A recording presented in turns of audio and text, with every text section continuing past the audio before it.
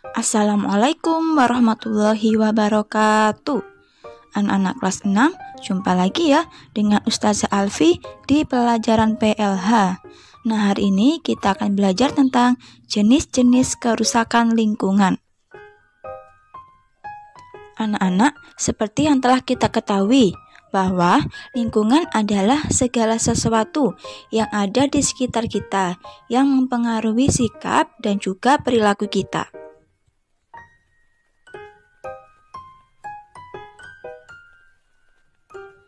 Lingkungan hidup adalah kesatuan ruang dengan semua benda, daya, keadaan, dan makhluk hidup, termasuk manusia dan perilakunya.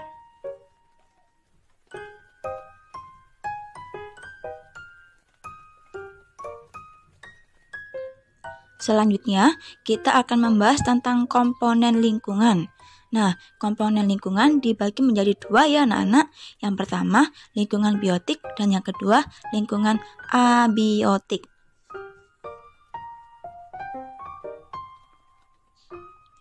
Lingkungan biotik adalah segala sesuatu yang bernyawa seperti tumbuhan, hewan, manusia, dan mikroorganisme lainnya seperti virus dan bakteri atau segala makhluk hidup.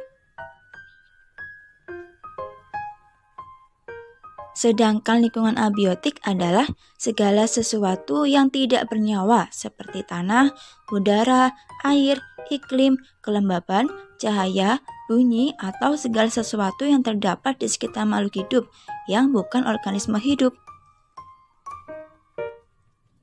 Anak-anak, lingkungan biotik bisa juga kita sebut dengan lingkungan organik.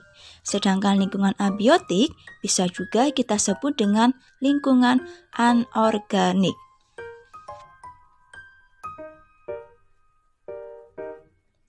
Anak-anak, keseimbangan lingkungan bisa terjadi ketika komponen biotik berada dalam komposisi yang seimbang dengan komponen abiotik.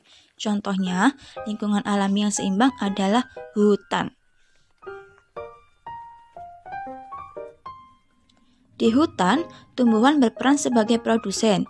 Jumlah tumbuhan yang banyak berfungsi untuk perlindungan dan makanan bagi konsumen tingkat pertama, seperti burung pemakan tumbuhan, rusa, dan monyet.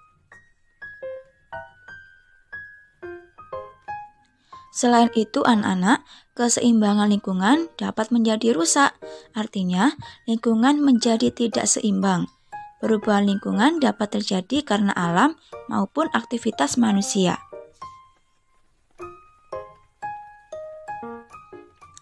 Perubahan lingkungan yang disebabkan oleh manusia dan berakibat pada alam, misalnya kegiatan penebangan hutan.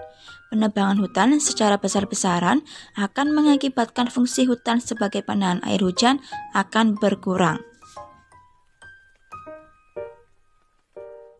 Hilangnya pohon-pohon dapat mengakibatkan tidak adanya perakaran yang dapat menahan air hujan. Akibatnya, hanya sedikit air yang terserap oleh tanah, sehingga sebagian besar air akan mengalir sebagai air permukaan yang dapat mengakibatkan tanah longsor dan banjir. Lingkungan sangat bermanfaat bagi manusia karena hampir seluruh kebutuhan manusia disediakan oleh lingkungan. Komponen biotik maupun komponen abiotik diperlukan oleh manusia untuk memenuhi kebutuhan dan kelangsungan hidupnya. Manusia membutuhkan makan dan minum yang berasal dari hewan ataupun tumbuhan.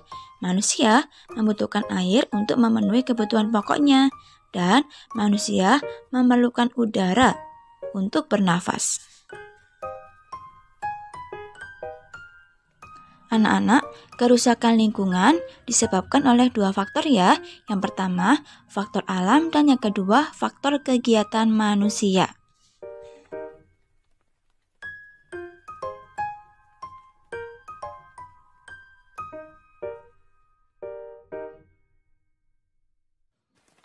Yang pertama, faktor gejala alam. Faktor gejala alam atau peristiwa alam yang terjadi sebagai akibat yang ditimbulkan oleh alam. Gejala alam ada yang menguntungkan dan juga ada yang merugikan. Gejala alam yang merugikan seperti banjir. Banjir merupakan gejala alam yang ditimbulkan oleh beberapa faktor, antara lain curah hujan yang tinggi, letak daerah yang rendah, dan pasang naik air laut. Yang kedua yaitu iklim.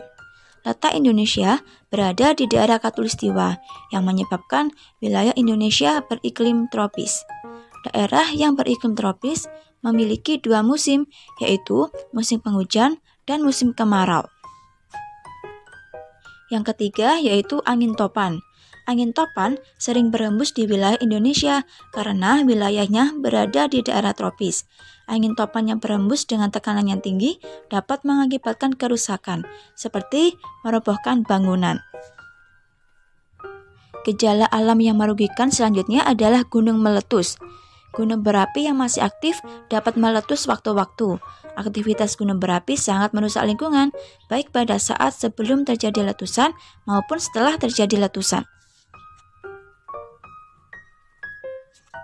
Tanda-tanda sebelum terjadi letusan gunung api diantaranya, suhu di sekitar gunung api menjadi naik, mata air dan sungai kering, tumbuhan di sekitarnya menjadi layu, dan banyak binatang yang mulai bermigrasi atau berpindah tempat tinggal.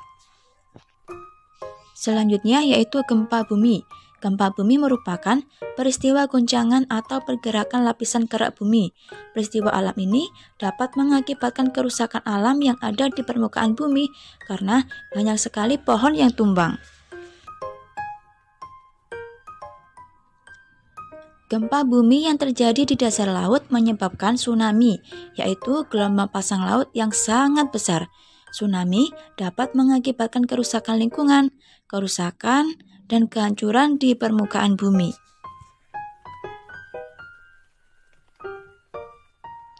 Nah, anak-anak, hari ini kita telah belajar tentang apa itu pengertian lingkungan, apa saja komponen lingkungan, dan apa saja manfaat lingkungan hidup.